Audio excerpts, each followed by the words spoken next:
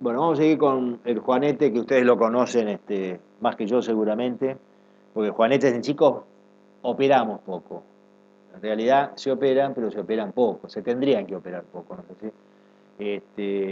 Aunque la mayoría de los casos de alus valgus ya comienzan en los niños o en los adolescentes.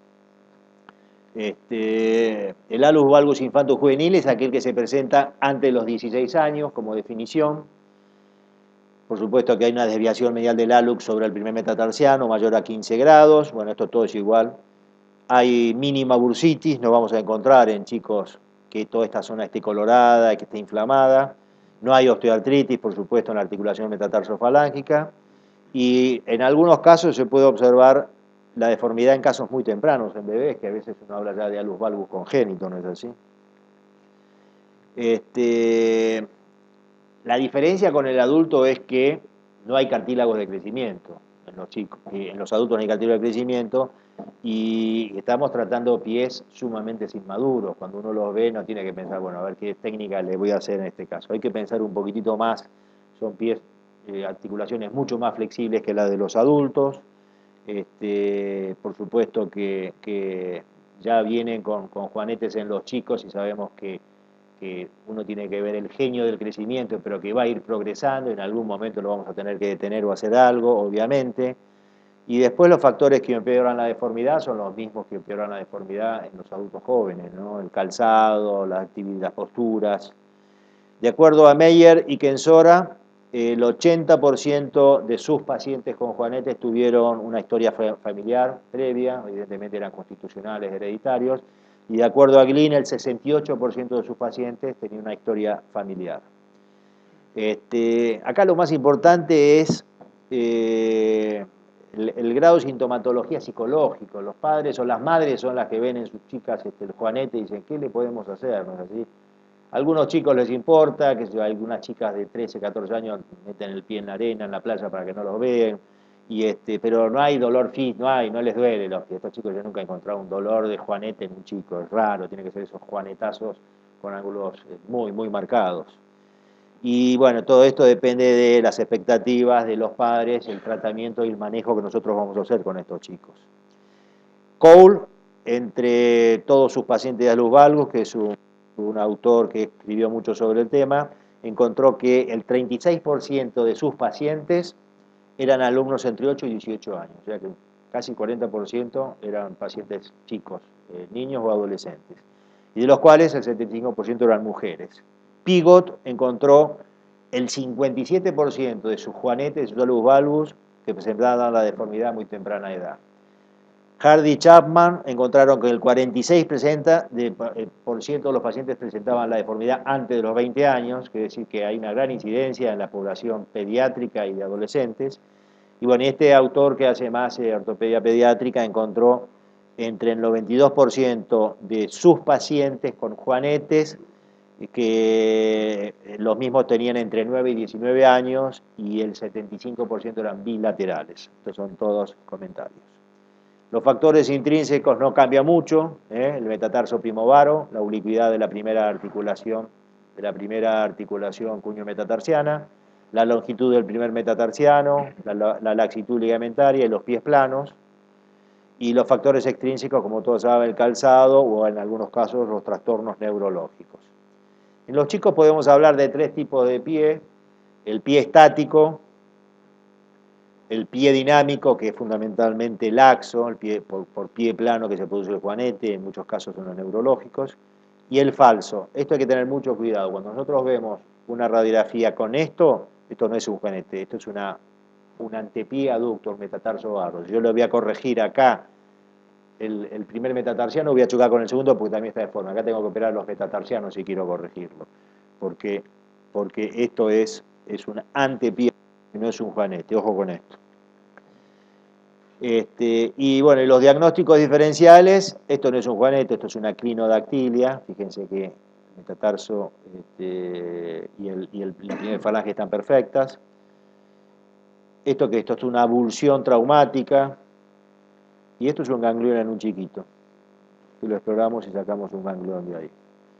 Con respecto a los estudios radiográficos, bueno, ustedes conocen perfectamente bien esto, el ángulo intermetatarsiano, el ángulo metatarsofalángico, no se los voy a nombrar, el ángulo diáfiso epifisiario distal, nosotros lo utilizamos mucho en el Dupuytren, el ángulo interfacetario para tomar la decisión de hacer la Eikin, pero hay tres ángulos que se los nombro que aparecen en todos aquellos estudios que se están realizando ahora con respecto a Juanete y crecimiento guiado, Juanete y modulación fisaria. Si ustedes escucharon hablar de placas en 8, 8 plates que corrigen las patas de Cattell, se las ponen y las dejan derecha, que es el crecimiento guiado, que se utilizan también en displasias esqueléticas y en otro tipo de afecciones, se utilizan en genu-varo, se utilizan en tobillo, bueno, en rodillas flexas. Esos mismos conceptos de Peter Stephens se han volcado a los juanetes, y entonces hay autores que han estudiado el crecimiento de este cartílago de crecimiento, y en base al crecimiento de este cartílago de crecimiento pensaban que frenando de alguna forma este cartílago de crecimiento se podía corregir el metatarso primovar. Entonces estos ángulos están relacionados con los estudios de aquellos que han hecho modulación fisaria. El primer ángulo es el próximo metatarsal articular angle, que es este, en el plano de frente con apoyo, el próximo metatarsal pero en el sagittal plane, y el otro es el largo del primero y el segundo y la relación de crecimiento de estos dos. Estas tres cosas se utilizan fundamentalmente para los estudios que en definitiva hoy en día nos dicen que mucha utilidad no hay, que yo por supuesto que intenté, operé, hice algunos, y no hay un cambio significativo ni una justificación, porque tenemos muy poquitito tiempo que actuar en ese cartílago para que haya realmente modificaciones. Lo que respecta al tratamiento incruento de la luz valgus infanto-juvenil, sabemos que no hay tratamiento incruento para estas cosas, todos fracasan, pero el doctor Groiso, que fue un excelente jefe del Hospital Garrahan, jefe del doctor Innocenti, uno de sus formadores seguramente, ha sido muy tosudo con el tratamiento incruento en los niños, y él me acuerdo que tenía sus carpetas y sus radiografías y le golpeaba la puerta al editor del Journal of Bone and Joint Surgery, que era Roger Mann en esa época, hasta que Roger Mann lo recibió, vio todas sus carpetas y lo pudo publicar en el Journal. Y yo he escuchado después en algún meeting, conferencia de Roger Mann, y cuando él hablaba de tratamiento de la luz valgus, decía en Argentina el tratamiento incruento, y era el de Jorge Groiso, quiere decir que lo popularizó. ¿Y en qué consistía ese tratamiento?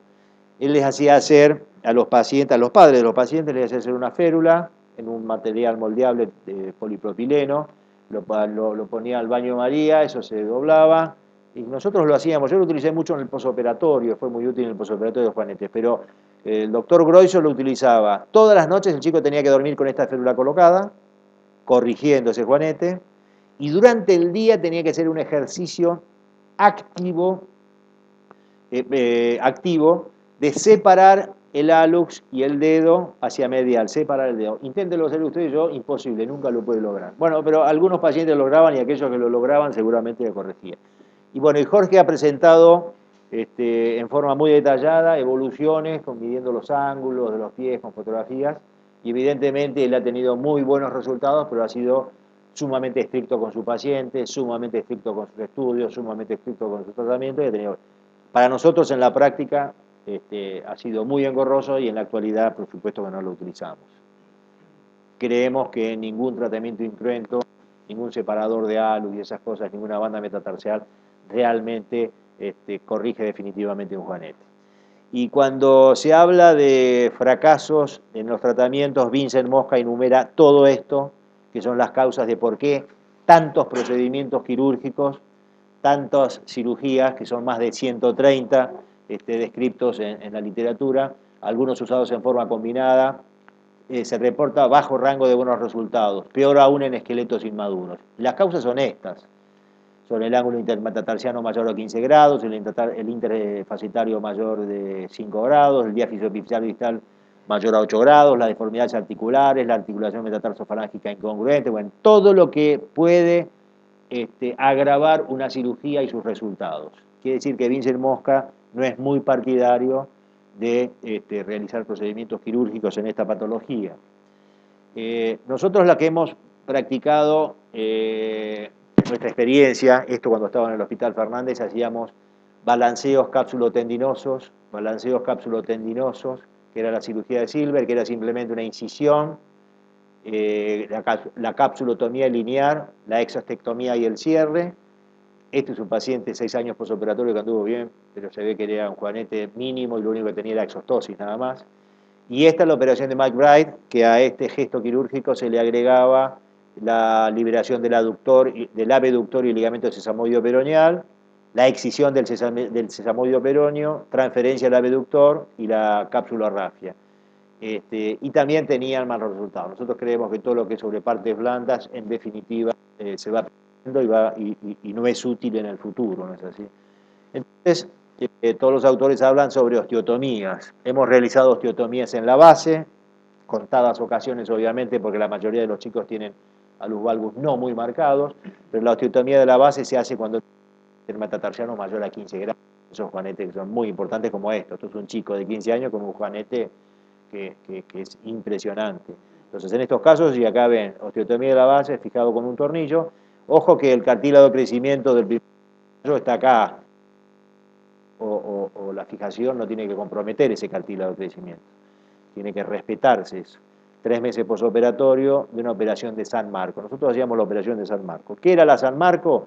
Era la osteotomía de la base del primer metatarsiano como si fuera una chevron. En chevron, acá se respeta el cartílago de crecimiento, y después, una vez corregida el ángulo, San Marco colocaba un punto que unía la cabeza del primero con la cabeza del segundo, corrigiendo la alineación. El resultado en esta chica de 13 años que tiene un pie horrible, el resultado es excelente, pero se corría el riesgo de que se fracturara el cuello del segundo metatarsiano con la sutura que le hacíamos, lleva mucha presión. Hoy en día se hacen muchas osteotomías de bases, pero en personas más adultas, no en chicos. Realmente las osteotomías útiles en nuestra época etaria son las osteotomías del cuello, la Mitchell en primera instancia no la utilizamos y utilizamos la Chevron. ¿Quién conoce la osteotomía de Chevron? Todos conocen la osteotomía de Chevron. La osteotomía de Chevron es la más utilizada hoy en día, no sé si número 1 o número 2 después de la cirugía percutánea. ¿Quién hace cirugía percutánea a la luz?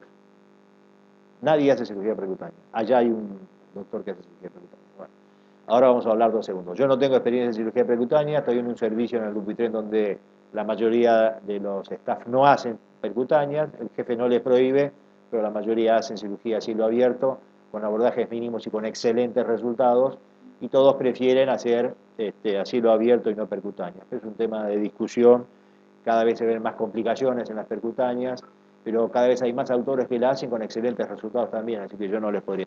En chicos, nosotros no lo hacemos. Esta es la típica cirugía de la osteotomía del cuello, en donde marcamos el fragmento de cabeza que vamos a trasladar, lo fijamos con un tornillo, y estos son algunos resultados. Le agregamos la osteotomía de Eikin cuando hay un ángulo interfacetario, cuando hay una clinodactilia marcada, le agregamos la osteotomía de Eikin. Y estos son resultados. Un chico operado a los 16 años, 3 años de evolución, 19 años. Fíjese, las correcciones angulares son óptimas, son buenas, realmente muy buenos resultados. Entonces, una chica operada a los 13 años de edad, la evolución y las evoluciones angulares. Una chica operada a los 9 años de edad, parecía una mujer grande, ¿no? 9 años de edad, que a su vez tenía una malformación entre los dedos, ahí con huesos supernumerarios. La evolución alejada, con buenas correcciones clínicas y radiográficas. Una chica operada a los 11 años, evoluciona 2 años después, con osteotomía de Eikin en este caso. Otros chicos operados a los 9 años, la evolución a los 13, óptima corrección, también Chevron y Eikin. Esta se operó a los 13 años, esta se hicieron los dedos en garra, se hicieron los juanetillos de desastre, se hizo todo. Chicos de 12 años de edad, las evoluciones de 11 y 13 años. Pero la pregunta de los padres es, ¿podemos operarlo a esta edad? ¿O el juanete operado de los chicos recidiva? Esta es la pregunta que nos hacen a todos los ortopedistas pediátricos. ¿Por qué no esperamos más? La respuesta nuestra la tuvimos que hacer viendo qué pasaba con esta cirugía. Entonces yo, en años anteriores, ya no lo hago, empecé a estudiar Todos los pacientes operados con la osteotomía de Chevron evaluamos las radiografías en el preoperatorio, en el posoperatorio inmediato y en el posoperatorio alejado. Y medíamos los ángulos de acuerdo al centro de cabeza de Mann, todos de la misma forma. Centro de cabeza. Tomamos bien el centro, bien el centro, bien el centro, bien el centro y tomábamos los ángulos intermetatarsiano y metatarsofalángico. Antes, inmediatamente operados y en forma alejada, lo que podíamos. Y pudimos estudiar 26 pies de 17 pacientes, fue en esta época, con una edad promedio de 13.8 años. Evaluamos las radiografías, como dijimos recién. En el posoperatorio inmediato llegó a ser a los 2.5 meses, entre 1 y 4 meses. Y en el posoperatorio alejado, 24 a 84 meses, 41 meses de promedio. ¿Y qué vimos? Que el ángulo intermetatarsiano del preoperatorio 12,60 al posoperatorio inmediato bajó a 7,96 y pico al alejado 9,69. Esta pérdida de corrección hubo en el intermetatarsiano. Mientras que en el metatarsofalágico, que dicen que es el menos importante, de 33 lo bajamos a 16 y de ahí picó a 18. Quiere decir que el grado de pérdida de corrección que tuvimos es muy, muy similar a lo que se ve en la pérdida de corrección de los adultos. O sea que operar a una chica a los 13, 14 años, operar a un paciente a los 40, 45, 35 años, vamos a tener la misma pérdida de corrección. Por lo tanto, le podemos decir a los padres, no, lo que corregimos ahora se mantiene y no va a necesitar operarse nuevamente el día de mañana. Esa fue la conclusión. Se observó escasa pérdida de corrección en los dos ángulos.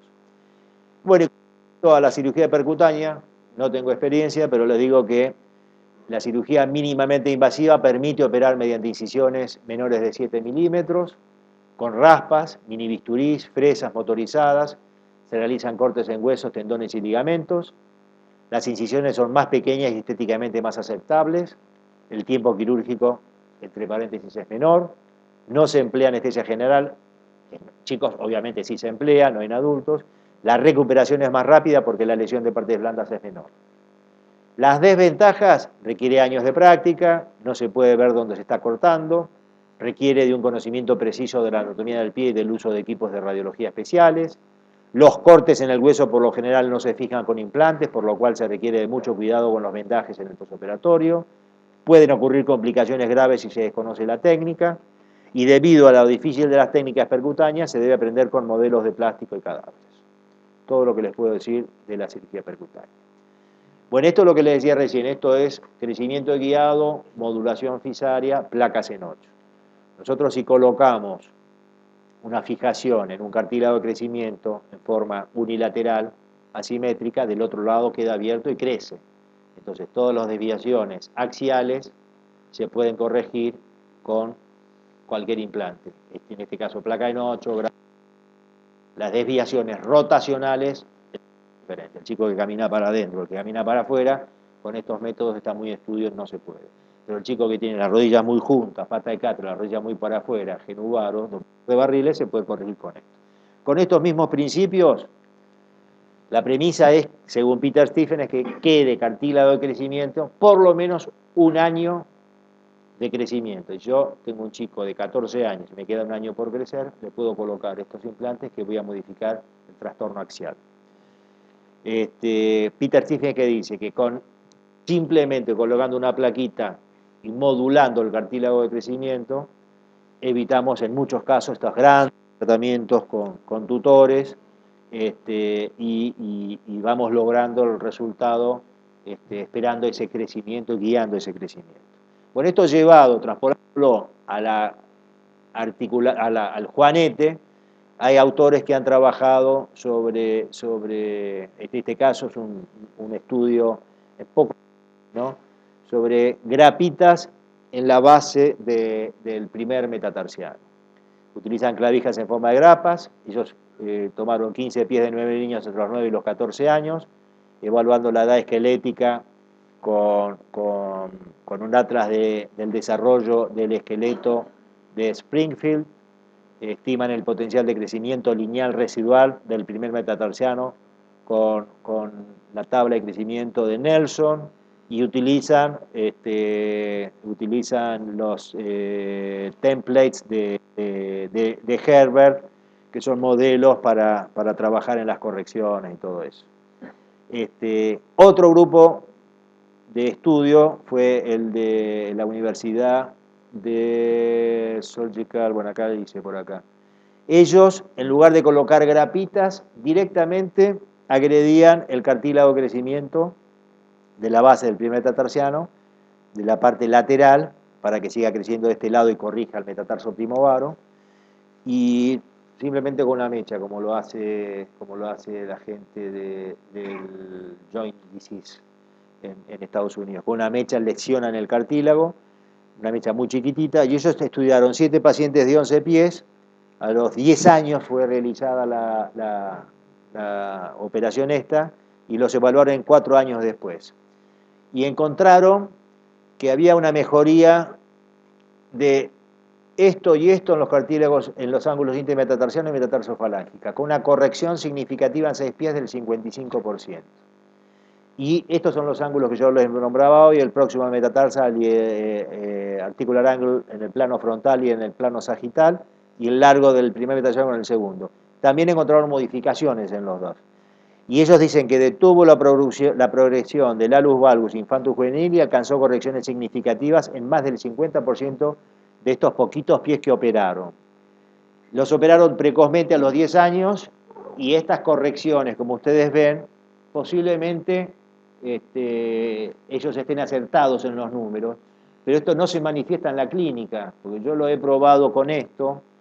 Yo he hecho en estos pacientes a los 11 años de edad, en lugar de usar clavijas o lesionar directamente el cartílago, utilicé placas de reconstrucción de mandíbula con tornillos de 2,7, las corté como plaquitas en 8, se las coloqué de la misma forma que colocaban las grapas, y evolucionamos en estos pacientes los ángulos, esos 3 ángulos que ellos nombran, y hemos visto que modificaban, no en forma significativa. Operé 4 pies, y teníamos muy poco tiempo para evaluar el cierre, pues se cierran enseguida. Entonces no es como en las rodillas o como en los tobillos, que nos da mucho tiempo y que a los años y medio hay que sacarlo. Acá rápidamente se cierra. Y el cierre que se produjo no se manifestó clínicamente, el alus valgus seguía prácticamente igual. Entonces los padres decían, bueno, por lo menos no progresó. Es muy difícil indicarlo cuando uno no sabe realmente si tiene utilidad, ¿no es así? Quiere decir que en la actualidad todo lo que es modulación fisaria, placas en 8 y crecimiento guiado en juanetes, no sirve absolutamente para nada. ¿Preguntas?